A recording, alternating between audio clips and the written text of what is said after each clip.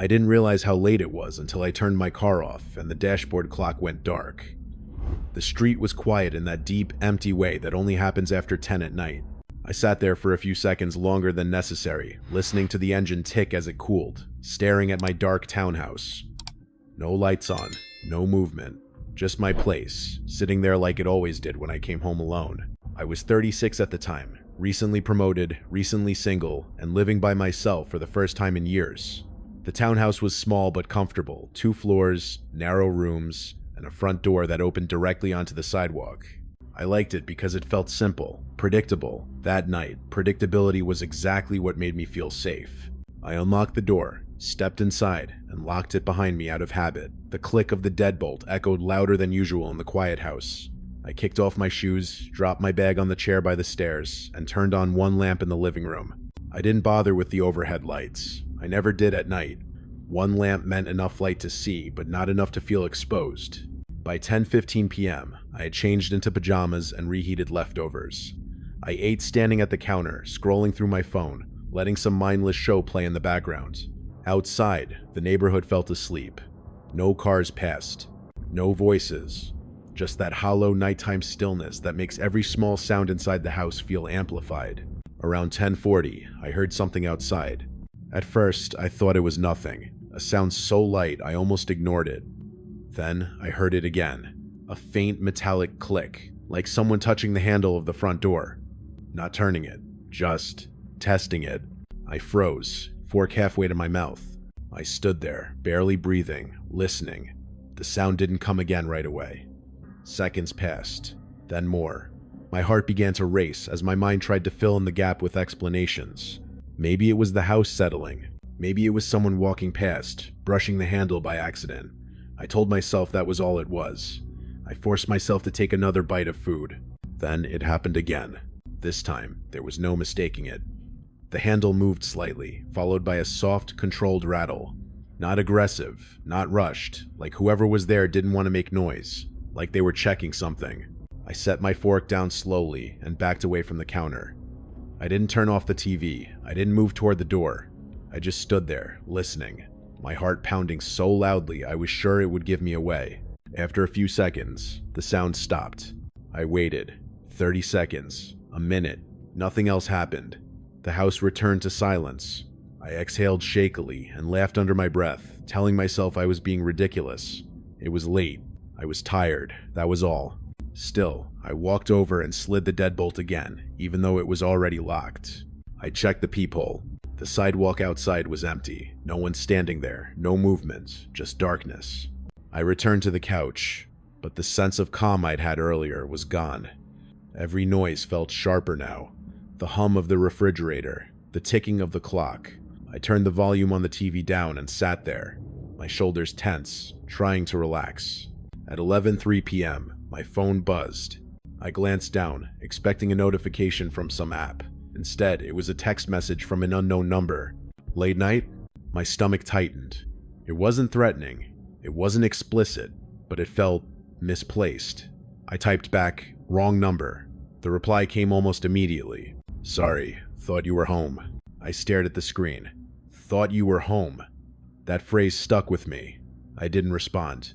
I locked my phone and set it face down on the coffee table, telling myself not to read into it. Anyone could guess. The lights were on. My car was parked out front. It meant nothing. A minute later, my phone buzzed again.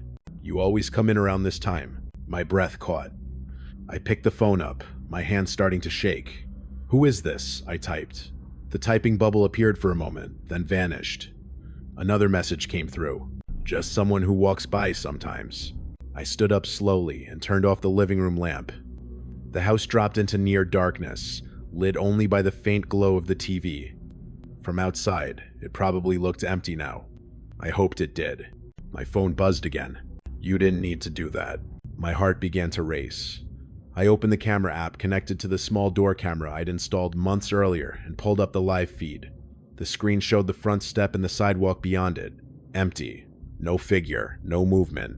Nothing that explained how someone could know so much. Another message appeared. "I was just checking." "Checking what?" I typed, "Checking what?" The reply came slower this time, deliberate. "If the door was locked." I felt a chill run through me. I backed away from the window, suddenly aware of how close the front door was, how thin the barrier between me and whoever had touched that handle. My phone buzzed again. "It is. Good." I didn't respond. I moved quietly up the stairs, locking the bedroom door behind me and sitting on the edge of the bed, my phone clutched in my hand. Outside, the street remained silent. No footsteps, no voices, just stillness. Then, from downstairs, I heard it again. The front door handle moved. This time, it was slower, more deliberate, like whoever was outside knew I was listening. The sound of the handle moving again made my stomach drop. It wasn't violent, it wasn't frantic, it was slow, deliberate, almost patient, like whoever was on the other side of my front door knew exactly how much noise they could make without drawing attention. I sat frozen on the edge of my bed upstairs, my phone clutched tightly in my hand, listening to the faint metal click echo through the quiet house. Then it stopped. For a few seconds, there was nothing. No footsteps moving away, no sound of someone leaving, just silence. Heavy, intentional silence. I held my breath, counting in my head. 1, 2, 3. I didn't know what I was waiting for: relief, maybe, or proof that I hadn't imagined it. My phone buzzed. "You went upstairs."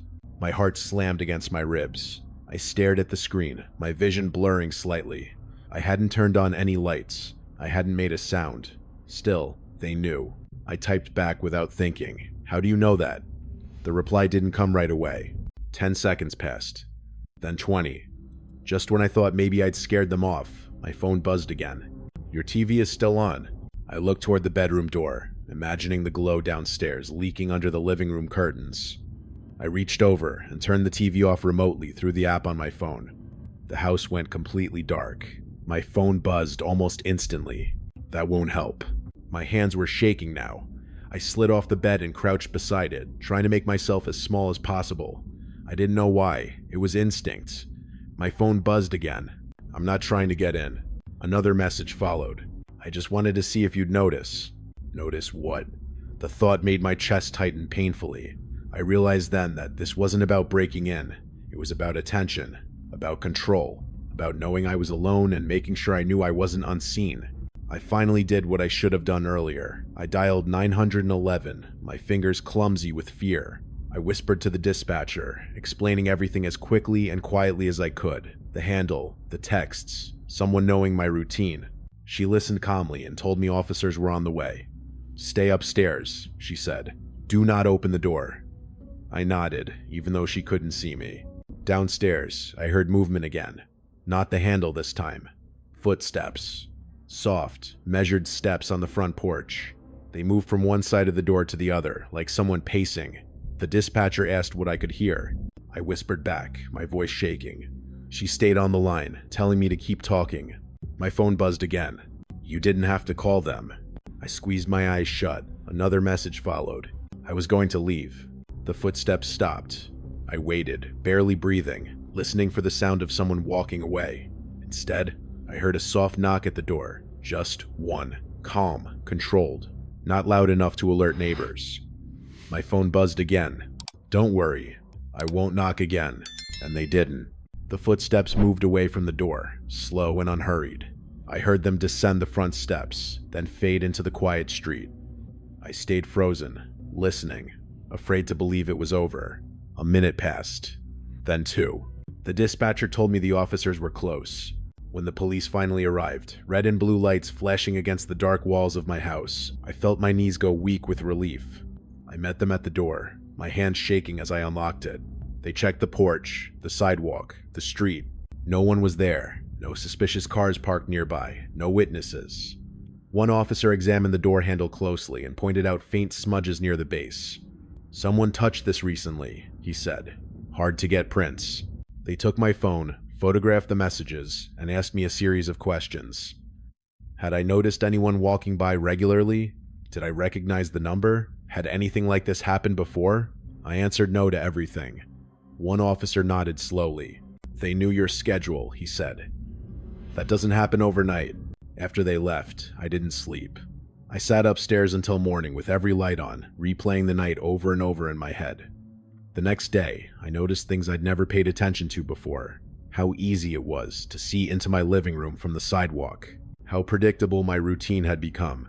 Same arrival time, same lights, same quiet nights. 2 days later, I found something outside my door when I came home from work. Nothing dramatic, nothing threatening, just a small piece of folded paper tucked neatly between the door and the frame. Inside, written in the same careful, steady handwriting, were 5 words. "You noticed. That's good." I called the police again. They took the note, dusted for prints, and told me the same thing they had before. Without a direct threat, there wasn't much they could do. I didn't argue. I already knew that. I moved out a month later. I didn't tell many people why. I changed my number. I changed my routine. I stopped coming home at the same time every night. Life went on. Slowly, the fear dulled. But sometimes, late at night, when I'm locking my door, I still think about that handle moving, about how careful it was, how controlled. And I wonder how many other doors were tested the same way, how many women didn't notice at all. Because the scariest part isn't that someone tried to get in. It's that they were satisfied just knowing I was alone and that I was paying attention now.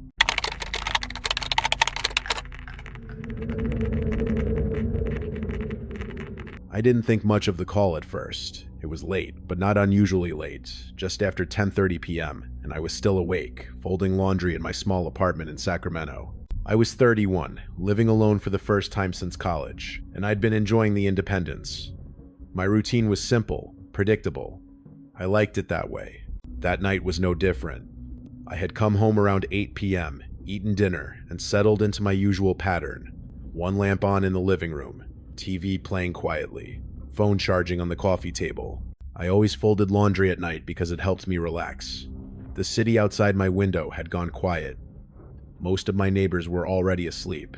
When my phone rang, I glanced at it casually, expecting a spam call. Unknown number. I let it ring. It stopped after a few seconds. I went back to folding, telling myself I'd block it later. Then it rang again. Same number. I sighed and answered, irritated more than concerned. "Hello?" There was silence. Not dead air, not static, just nothing. I pulled the phone away from my ear to check the screen. The call was still connected. When I lifted it back, I heard breathing. Slow, even, like someone holding the phone very close to their mouth. "Who is this?" I asked. The breathing continued for another second. Then the call ended. I stood there for a moment, staring at my phone, my heart beating a little faster now. I told myself it was a prank, a wrong number, someone bored. Still, I checked the front door lock without really thinking about it. Locked, secure. I went back to the living room and tried to shake it off. A minute later, my phone buzzed with a text. "You're still up." My stomach tightened. I typed back, "Wrong number." The response came almost instantly. "Sorry, just thought you'd be awake around now." That phrasing bothered me. Around now. I didn't reply. I blocked the number and set my phone face down on the table. I told myself that was the end of it. Blocking always worked. It rang again. Different number, same ringtone. I didn't answer. I watched it ring until it stopped. Then, another text came through. Blocking doesn't change the timing. My hands started to shake. I turned the TV volume down and listened. The apartment was quiet. Too quiet. I walked to the window and pulled the curtain back just enough to look out at the parking lot. A few cars. No people. Nothing that explained the feeling creeping up my spine. My phone buzzed again. "You usually finish folding around 11. I froze, a shirt half folded in my hands. That wasn't a guess. That was observation. I typed, "How do you know that?" The typing bubble appeared, disappeared, then appeared again. "Because you do it every night." I dropped the shirt onto the couch and backed away, my heart racing. I turned off the lamp, plunging the room into near darkness. My phone buzzed almost immediately. "You don't need to do that." I felt dizzy. I moved slowly toward the bedroom, careful not to make noise, and locked the door behind me. I sat on the bed, my phone clutched tightly in my hand, trying to breathe quietly. Another message came through. "You always go to the bedroom when you're scared." Tears welled in my eyes. I hadn't told anyone that. I hadn't even admitted it to myself. I typed, "Leave me alone." The reply came slower this time, like the person was choosing their words carefully. "I'm not trying to scare you." Another message followed. "I just wanted to see if you'd notice." Notice what? The thought made my chest tighten painfully. I realized then that this wasn't about calling me. It was about proving something, about showing me how visible I was, how easy it was to learn my habits. My phone rang again. I didn't answer. Instead, a voicemail notification appeared almost immediately. Against my better judgment, I pressed play. At first, I didn't understand what I was hearing. Then it clicked. The sound was familiar. Too familiar. It was my TV. The same show I'd been watching earlier, playing softly in the background. Underneath it, I could hear something else. My own breathing. I clapped a hand over my mouth to keep from screaming.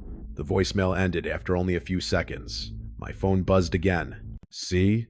I felt sick. I didn't know how they were doing this. I didn't know how they were recording me. I only knew one thing for certain. Whoever was contacting me wasn't guessing. They were watching, and they were close enough to know exactly how my nights usually went. I slid off the bed and crouched beside it, my back against the wall, listening. For a long moment, there was nothing.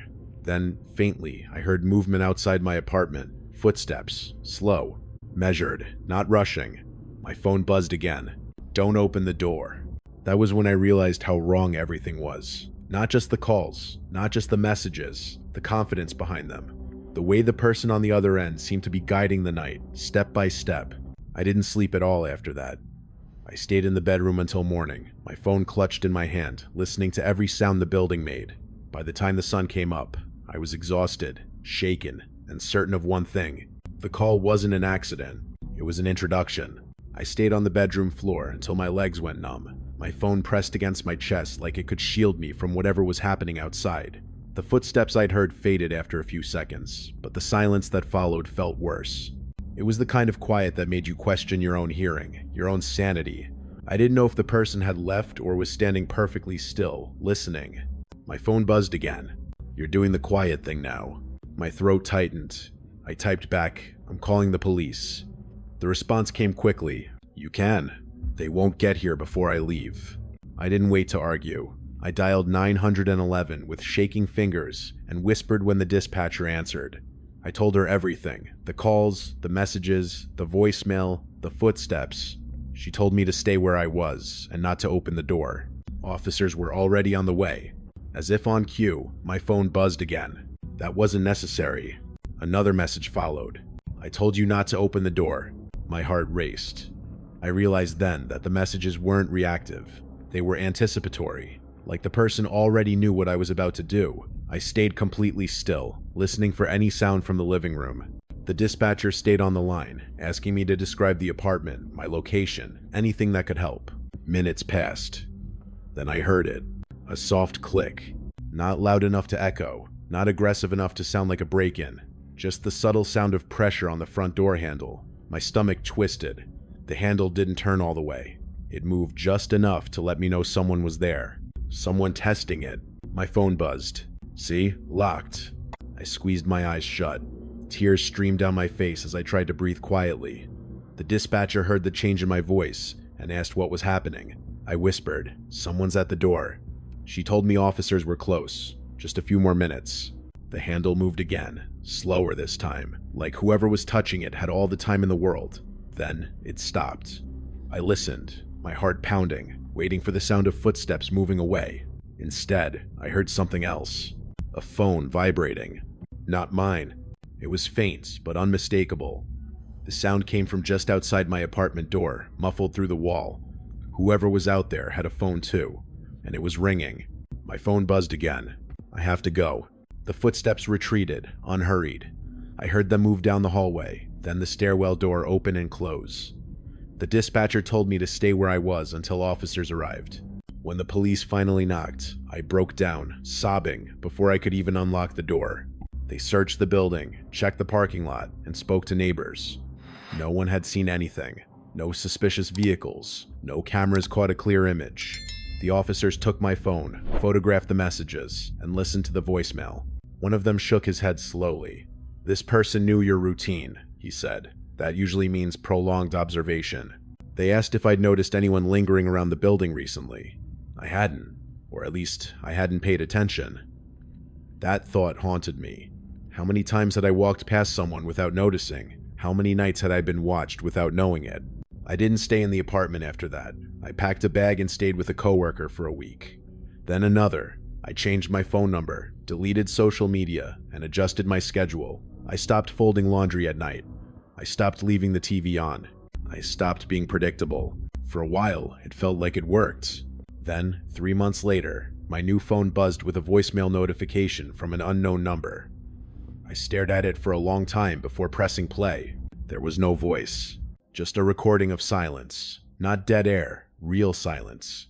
The kind you only get late at night when the world is asleep. Underneath it, barely audible, was the faint hum of a refrigerator. My refrigerator.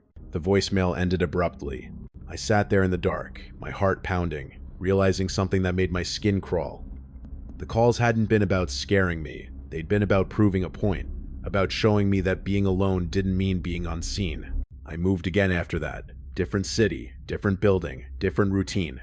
Nothing like that has happened since. No calls, no messages, no footsteps. But even now, when my phone rings late at night, my heart still skips.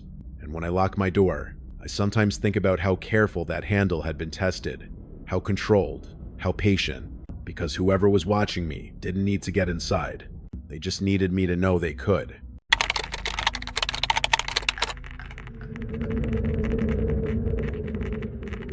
I was already in bed when I heard it. Not a knock, not footsteps, just a soft sound, like something brushing against concrete. I ignored it at first, telling myself it was nothing. My apartment was on the ground floor of a small complex in northern Arizona, the kind of place where sounds carried strangely at night. Wind, animals, neighbors coming home late. It could have been anything. I was 34, living alone after a divorce, and nights had become my quiet time. I went to bed early, kept the lights off, and rarely answered my door after dark.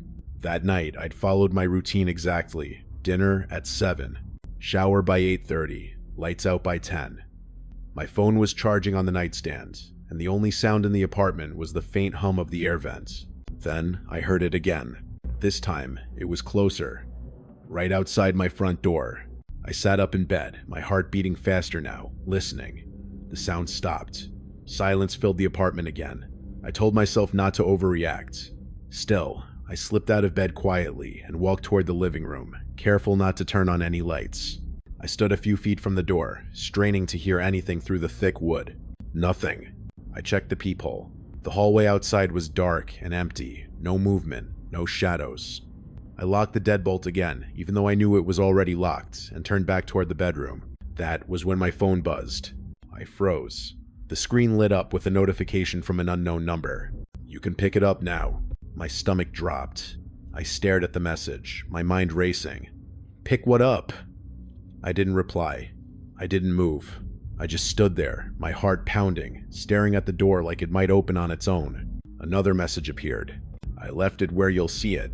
I backed away slowly and sat down on the couch, my phone clenched tightly in my hand. I typed, "Wrong number." The reply came almost instantly. "No." I swallowed hard. My fingers hovered over the keyboard. "What did you leave?" I typed. The response took longer this time, as if the person was deciding how much to say. Something small. I didn't want to check. Every instinct told me not to open the door. Still, curiosity crept in alongside the fear. I pulled up the hallway camera feed on my phone. The image was grainy but clear enough to see the floor outside my unit. There was something there. A small dark shape sitting directly in front of my door. My heart started racing. I zoomed in as much as the camera would allow. It looked like a box, maybe a package. No label, no address, just sitting there, centered carefully on the mat. My phone buzzed again. "You see it." I felt dizzy. I typed, "Who are you?" The reply came slowly. "Someone who noticed you're always alone at night." I turned the phone face down and pressed my hands against my knees, trying to steady myself. I told myself it was a prank, someone messing with me. But the timing felt wrong. The precision felt wrong. I hadn't heard anyone walk away. I hadn't seen anyone on the camera. I picked the phone back up. "Don't open it," the next message read. Another followed. "Not yet." My breathing grew shallow. "Then why did you leave it?" I typed. The typing bubble appeared and disappeared twice before the response came through. "So you'd know I can." That was when the fear really set in.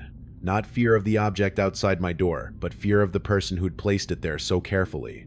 Who knew when my lights were off? Who knew I was alone? I sat there for several minutes, watching the box through the camera feed, half expecting it to move. It didn't. The hallway remained empty. My phone buzzed again. You usually check the camera twice. I nearly dropped the phone. I hadn't told anyone about the camera. I hadn't even mentioned it in any messages. I typed, "Leave me alone." The reply came quickly. "I will. After you look." I didn't want to, but the not knowing felt unbearable. I grabbed my keys, opened the door just enough to see outside, and kept my foot pressed against it in case I needed to slam it shut. The hallway was empty, silent. The box sat on the mat exactly as I'd seen it on the camera. I picked it up quickly and closed the door, locking it behind me. My hands were shaking as I carried the box to the kitchen counter. It was light, almost weightless. No sound when I shook it gently. My phone buzzed again. Good. I stared at the box, my heart pounding. Slowly, I opened it. Inside was nothing. No note, no object, just empty cardboard. I felt my stomach twist. "Why?" I typed. The reply came slower now. "So you'd open the door." A chill ran through me. I realized then that the box hadn't been the point. The messages hadn't been the point either. The point was the moment I unlocked the door, the moment I stepped closer, the moment I proved I was reachable. My phone buzzed one last time. Now I know. I didn't sleep that night. I sat on the couch with every light off, watching the hallway camera until morning. Nothing else happened. No footsteps, no messages, no movement, but I couldn't shake the feeling that something had changed. Because whoever left that box didn't need to take anything from me. They just needed me to open the door. I didn't open the door again that night. I sat on the couch until dawn, my phone face up on the coffee table, the hallway camera feed glowing faintly in the darkness. The empty box stayed on the kitchen counter where I'd left it, untouched. Every few minutes, I glanced at it, half expecting it to disappear. It didn't. Nothing else happened. No footsteps, no messages, no sounds in the hallway. That quiet felt deliberate. When morning finally came, I checked the camera footage from earlier that night. I rewound it slowly, frame by frame, watching the empty hallway. At 10:14 p.m., the corridor was clear. At 10:16, the box was there. No person entering the frame, no shadow, no movement. It was as if it had appeared out of nowhere. I watched the clip over and over, my stomach tightening each time. Whoever placed it there knew exactly where the camera couldn't see. I didn't go to work that day. I told my boss I was sick, which wasn't a lie, not really. I spent the morning calling the apartment management, asking about the cameras, the blind spots, the lighting in the hallway. They were polite, but unhelpful. "We've never had an incident like that," the manager said. "Probably just a prank." The word prank made my hands shake. I filed a police report anyway. The officer listened carefully, took photos of the box, copied the messages from my phone. "There's no threat here," he said gently. "But this person knows your routine. That's the concerning part." He suggested changing my number, varying my schedule, staying with someone for a few days. I nodded, even though I already knew I wouldn't feel safe there again. That night, I stayed with a friend across town. I didn't sleep much. Every time my phone vibrated, even with a harmless notification, my heart jumped. I kept replaying the moment I'd unlocked the door, the soft click of the deadbolts, the way my curiosity had overridden my fear. That was the moment I couldn't stop thinking about. The moment I'd been tested. I moved out 2 weeks later. I didn't wait for the lease to end. I didn't argue about fees. I packed quickly and quietly, leaving behind anything that wouldn't fit in my car. The empty box went in the trash outside the building, shoved deep into the bin like it could hurt me if I kept it. On my last night there, I stood in the hallway for a long time before locking the door for the final time, listening. Nothing happened. For a while, life felt normal again. My new place was on the 3rd floor of a newer building, with brighter hallways and better cameras. I changed my number, deleted social media, stopped posting anything that could hint at my schedule. I varied my routines. I didn't come home at the same time each night. I left lights on randomly. I told myself I was being smart, not paranoid. 3 months passed. Then, one night, as I was coming home from work, I noticed something out of place. Sitting on the doormat in front of my new apartment was a folded piece of paper. No box this time. No package. Just paper. My heart sank as I picked it up, already knowing what I'd see. My name, same handwriting, careful, neat. Inside, there were only 4 words. "You moved up." I stood there in the hallway, my bag slipping from my shoulder, my pulse roaring in my ears. Cameras blinked softly above me. Neighbors' doors were closed. Everything looked safe, normal. But the note told me something I didn't want to accept. They had followed me. I didn't open my door. I left the building, got in my car, and drove to the nearest police station. This time, the officers took it more seriously. They reviewed the building footage, checked entry logs, spoke to management. Again, no clear images, no faces, no one who didn't belong there.